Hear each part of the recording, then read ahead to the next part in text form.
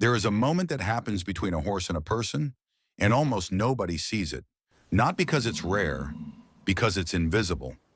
Most people who own horses are waiting for the obvious sign, the horse that runs to the gate, the dramatic nuzzle, the look in the eye that feels like a movie. And sometimes those things happen. But the actual moment a horse decides you're its person, researchers have now measured it, and it doesn't look like anything. It happens inside the horse, in its nervous system, in its blood. You walk up and something shifts, quietly, completely below the surface. This video is about what that shift actually is, what the science says is happening when a horse bonds with a specific human, and, more importantly, why so many owners are doing things every single day that are actively working against it.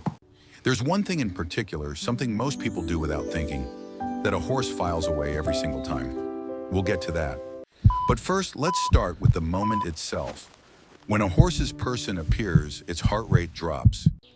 Research analyzing horses' heartbeats with familiar and unfamiliar handlers found that horses had lower heart rates and felt more relaxed when groomed by a familiar handler compared to the same task being done by someone unfamiliar. That's not a metaphor.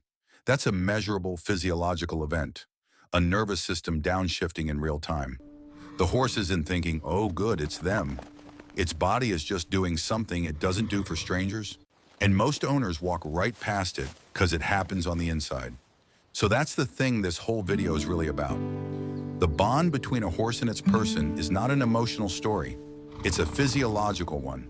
It's measurable, it's specific, and it's mostly invisible, which is exactly why so many people miss it, or worse, assume they already have it when they don't. Here's where it gets genuinely strange. Researchers measuring heart rate synchronization between horses and riders found that the maximum cross-correlation coefficient across pairs averaged 0.939, with 80% of horse-rider pairs showing significant cross-correlations at the same moment in time. That number, 0.939, is a measure of how closely two signals are moving together. To put that in context, it's extraordinarily high. The results indicate mutual heart rate synchronization between horses and riders, suggesting a potential mechanism for emotional regulation. Researchers are careful not to overinterpret that. Synchronization doesn't automatically mean the horse loves you, but the covariation is real and consistent. Your calm, beat for beat, is showing up in the horse's body. That's not a feeling. That's a measurement.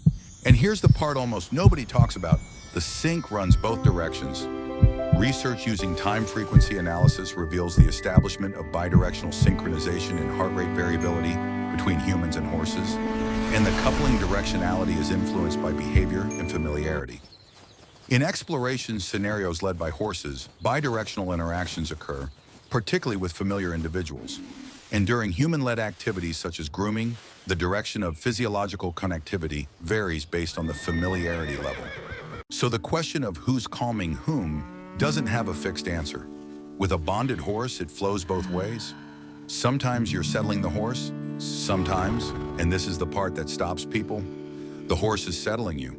The bond isn't one directional, it's a circuit. Now I said there's one thing that most owners do that actively works against all of this. We'll get there. But before we do, there's something happening in the horse's blood that you need to know about because it changes how you think about every ordinary moment at the barn.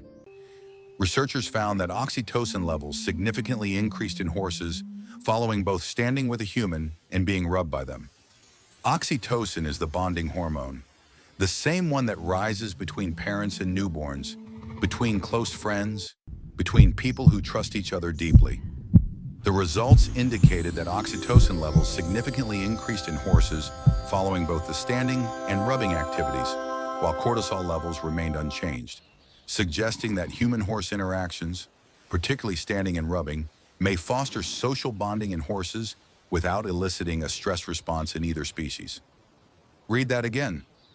Standing.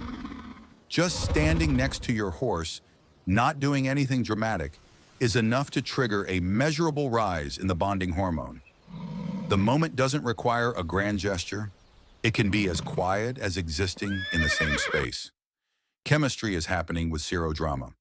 And the chemistry that builds the deepest bond, it comes from how you trained.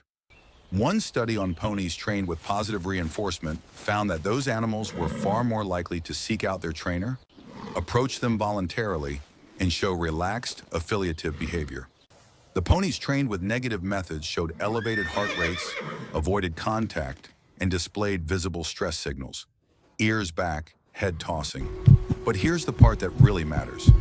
The ponies trained positively retained that humans are wonderful association 5 months later, with no intervening training at all. The bond wasn't just built in those sessions, it was stored, it lasted. And the negatively trained pony's wariness lasted just as long. So every ordinary training session is either building something durable or eroding it.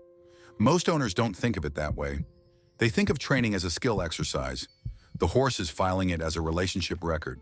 Here's the thing that almost nobody realizes, and it's the one I mentioned earlier that we've been building toward. Research suggests that horses can differentiate between familiar and unfamiliar human faces and intuitively understand that photographs are two-dimensional representations of real life. And they can pick out photographs of their current keepers, and even of former keepers whom they had not seen in months, at a rate much better than chance. They can do this without any other cues such as odor or sound, and they're even better at this than our oldest animal companion, the domestic dog. That's worth sitting with. Dogs, who we think of as the gold standard of human-animal recognition, actually perform worse on face recognition tasks than horses do. When considering all the individuals studied, no single facial element appears to be essential for recognition, suggesting holistic processing in face recognition. Meaning horses do not base their recognition solely on an easy clue such as hair color. They can also link faces from photographs with people in real life, indicating that horses do not process images of faces as simple abstract shapes. Your horse knows your face, specifically, holistically, and from a photograph with no other information. That's the level of visual sophistication we're dealing with. But knowing your face is only the beginning, because your horse also remembers the mood you were in last time it saw you. Research conducted controlled experiments in which horses were presented with a photograph of an angry or happy human face, and several hours later saw the actual person in an emotionally neutral state. This short-term exposure was enough to generate clear differences in subsequent responses. The horses perceived the person more negatively if they had previously seen them looking angry in the photograph rather than happy. Your horse isn't just reacting to who you are today, it's reacting to who you were last time. Every session where you showed up stressed, impatient, or frustrated, that got filed. Not as a grudge, but as a data point. And that data point is active the next time you walk through the gate. And it goes further than your face. Researchers found that horses can associate specific human voices with specific past experiences, positive or negative, after repeated pairings over days, and then respond differently to those voices based on the memory attached to them. Your horse isn't just hearing the sound of your voice, it's cross-referencing it against a history of what happened when you sounded like that before. Which brings us to the thing that most owners are doing without realizing it, the one that undermines everything. Studies have shown that horses cross-modally distinguish human facial expressions and recognize familiar people, suggesting that they also cross-modally distinguish human emotions. In research using the expectancy violation method, horses were shown a picture of a human facial expression on a screen and then heard a human voice, with the emotional values of the visual and auditory stimuli being either consistent or inconsistent. And when those two signals don't match, when your face says one thing and your voice says another, the horse notices. Horses are able to discriminate positive human faces from negative faces, and their heart rate response is faster when they look at negative faces.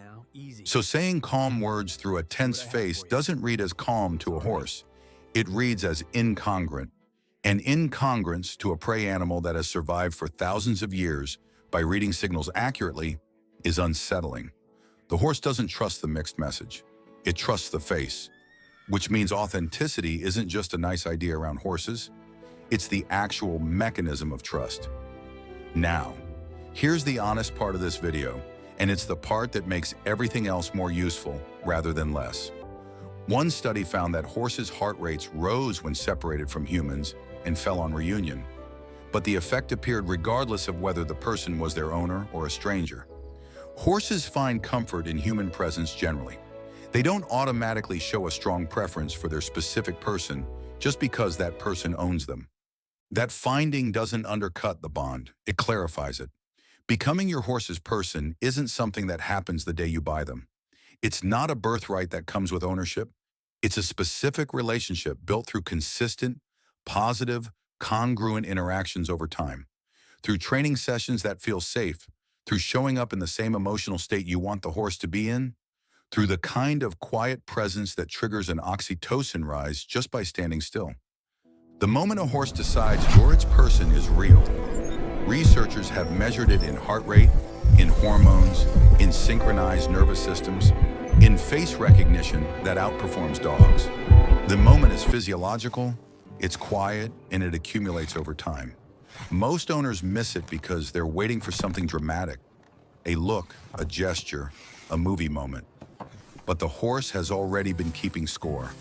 In its heartbeat, in its blood, in the face it sees when you walk through the gate, and the mood it remembers from last time.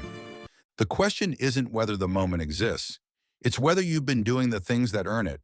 If this changed how you think about the time you spend with your horse, drop a comment below. I genuinely want to know what landed for you, and it helps more people find this video.